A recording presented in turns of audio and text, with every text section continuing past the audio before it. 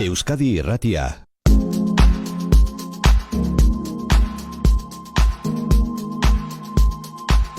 Berangon, Bizkaiko Uribe Kosta eskualdean, herriko berdeguneak babesteko ekimena sortu dute udazken honetan, Berango lurraren defentsan kolektiboa. Herriko hirigintza ereduaz kezkatuta ekin diote lanari, Marijo. Martitzen elkartzen dira, batetik berdeguneak eta bestetik hirigintza eredua izpide bituztela. Biharko ere egin dute dagoeneko hitzordua gainera. Handutz, Zulaika Berango lurraren defentsa kolektiboko kidea, arratsaldeon. Apa, arrazion. Zerke eraman zaitu, taldea eratzera, zein da, Berangon bizi den egoera? Beno, esan duzun bezala, Berangon aspalditik gaude arduratuta hirigintza ereduarekin, ez? Azken urteetan landa guztiak bete dituzte txaletez, megapark erraldoi bat sortu eraiki digute mendi bat botaz eta guzti, baserriak bota dituzte, eta aspalditik gaude arduratuta. Baina orain datorrena ere izango da ja errematea, ez? Egin nahi dituzte 2.376 etxe bizitza, eta horrek eragingo dago, gertatzen zaizkigun berdeguneak betirako izorratzea, ez? Galtzea. Eta, kontuan eduki behar da gainera Berangok dituela 7.200 biztanle inguru, eta orduan, suposatuz, 2 pertsona 5 edo egongo direla etxe bizitza bakoitzean, etorriko lirateke herrira 5.900 da piku biztanle berri, ez? Da, orduan handituko zen ere izugarri populazioa. Baina biltzera apur bat bultzatu gintuena edo, ez? Bilerak egiten astera edo animatu gintuena izan zen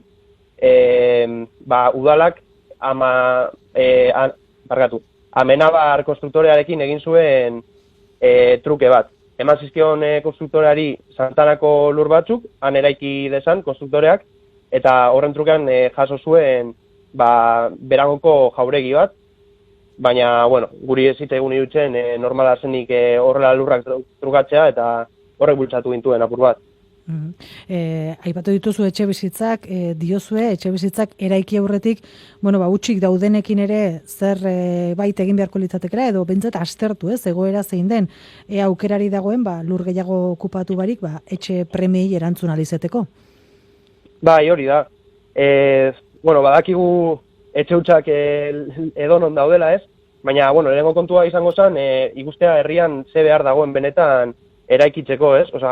Ze behar dagoen etxe bizitzak eskuratzeko. Eta behin hori ikusita, dauden etxe hutsei irteera bat ematea. Baina ez, udalak egiten dagoena da, lurjabe handien eta konstruktoren diru gozaren arabera erabakin non eta noiz eraikiko den, eta etxe bizitzen eskubidea ez baldin bermatzen ez da etxeak falta direlako.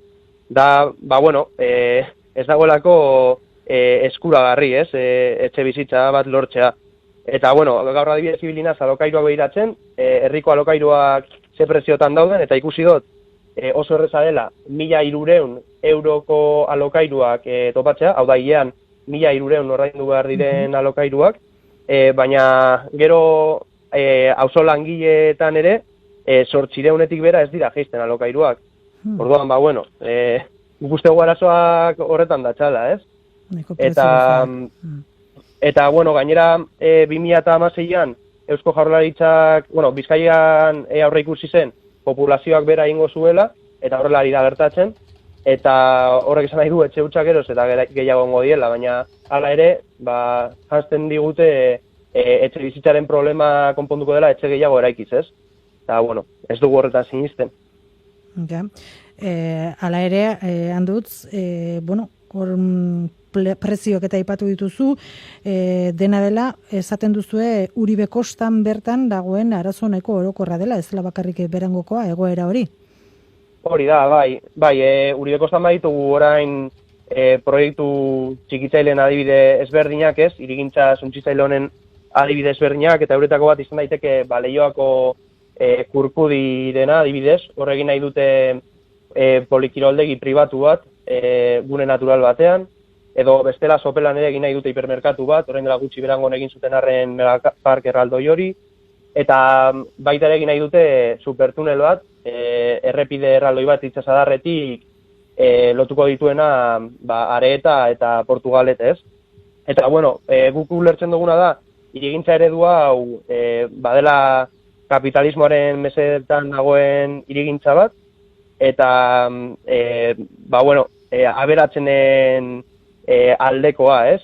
Eta orduan egiten dutena dela lurraldea antolatu, edo hori da ez dutena haiek, baina benetan egiten ari dena da gure bizitzak antolatu, haiek erabakitzen dute non biziko garen, zer kontsumituko dugun, nola garraiatuko, nola mugituko garen alde batik bestera, zer garraio bultzatuko duten, eta, azkenean da guztia, bai, eraikuntza prozesuan eta salmenta prozesuan diru gehien dutenak, are gehiago aberasteko, eta baita ere, sortzen diguten bizi ereduarekin, salmenta kate handiak eta bar, direla Mercadona, Decathlon edo Burger King, aberasteko, eta, gainontzeko bizitza ereduak zapusteko, ez? Mobilizazioak ere egin dituztu, ez? Zentzu horretan, Otxabenen egin nahi den etxe bizitzen kontra, eta lurren jabegoa ere ez baian jarri duzue. Bai, Otxabenen horre ezegune bat dago, eta, hor badaude lur batzuk herriarenak zirenak, lur horrek udalak eman zizkion amenazasi, amenabar konstruktoreari orain herrian amenazaz deitzen diogu, eta horretaz gain beste lur batzuk ziren Liperheide familiarenak. Eta, Liperheide familia oso familia ezaguna da, Neguriko burgesiaren partez, eta hauek frankismoan eskuratu zituzten lurrak, eta, herriko zaharrenek diotena da dela Sotarenak zirela lur horiek, eta frankismoak Liperheide familiari eman zizkiola, ez? Familia hau aliatuek esaten zuten, nazismoa edo espioitza lanak egiten zizkiola Bilbo inguruan. Eta, horreitik epaitu nahi zituzten, baina Frankok babestu egin zituen, ez? Handutz, barkatu, hori litzateke ikaza jauregia? Ez, ikaza jauregia dago Moreaga parkean, herriko beste puntan. Baina trukatu dituzte Otxabeneko lurrak ikaza jauregia gaitik. Eta ikaza jauregia zen amenaza zena, amenabar konstruktorarena. Bai. Handutz, Zulaika, Berango lurraren defentsa kolektiboko kidea, eskerrik asko, bai pasaren deiari erantzutegatik, eta beste bat arte. Bai, zuei, eskerrik asko, agur.